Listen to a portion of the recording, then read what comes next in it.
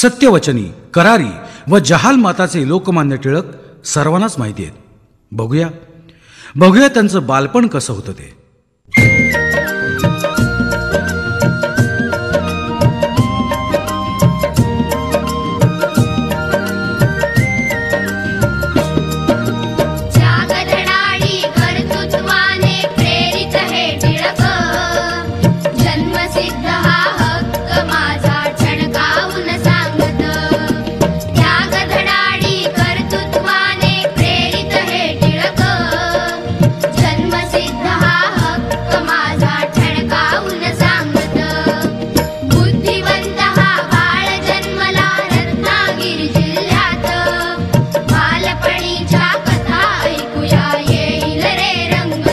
बाळला खोटं बोलणं मुळीच आवडत नसे.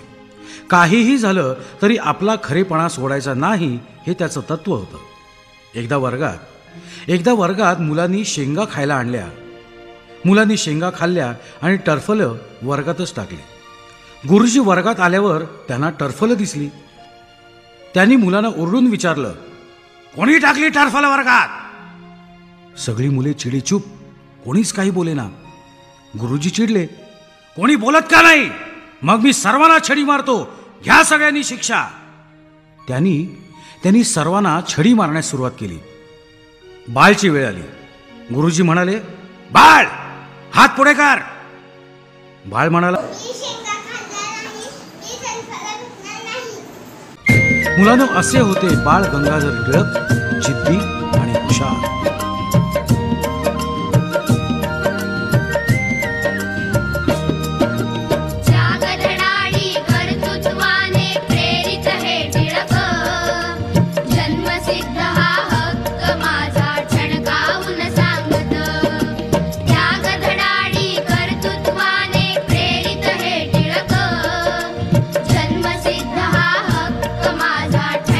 गंगाधर टिळक, जिद्दी आणि हुशार.